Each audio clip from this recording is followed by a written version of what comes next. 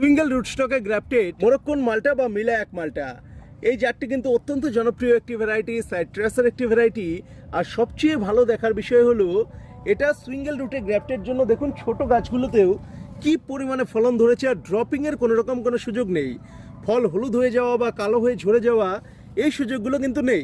আবার এদিকে অ্যালিমো রুটস্টকে গ্রাফটেড বেশ কিছু রয়েছে, মোরক্কন ক্লেমেন্টাইন, এগুলোতেও দেখছি যা ফুল আসার প্রবণতা এবং ড্রপিংয়ের প্রবণতা একদমই নেই। তাতে বোঝা যাচ্ছে যে কমফোর্টেবল রুটে আমরা যখন এই সাইট্রাসকে আনবো তার ফলন কিন্তু আমরা অনেক বেটার পাবো।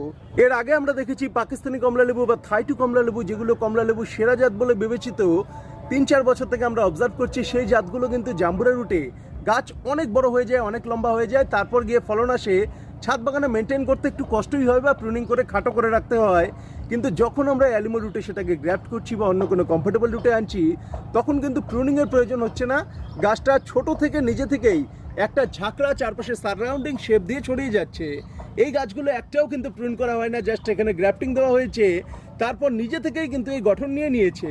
সুতরাং এই রুটগুলো ভবিষ্যতে কথা বলবে সেটা এখন থেকেই বোঝা যাচ্ছে। রুটের ক্যানোপি ভলিউম অর্থাৎ গাছের যে গঠন, ছড়ানোর যে প্রবণতা, এই বিষয়টা আপনারা ইন্টারনেটেও স্টাডি করতে পারবেন। রুটস্টকের উপর কিন্তু তার ক্যানোপি ভলিউম মেনশন করা থাকে, অর্থাৎ গাছের গড়নটা কেমন হবে, গাছটা কেমনভাবে ছড়াবে, বা ভিগোরিয়াস গ্রোথ হবে কিনা, মিডিয়াম ভিগোরিয়াস হবে কিনা, সব কিছু কিন্তু মেনশন থাকে। আজকাল ইন্টারনেটে কিন্তু সব তথ্যই পাওয়া যায়। সুতরাং এই রুটস্টকগুলির প্রবণতা এবং এর ফল ধারণ ক্ষমতা, আমার মনে হচ্ছে আগামীতে এগুলো সিট্রাসকে অন্য একটা দিশা দেখাবে।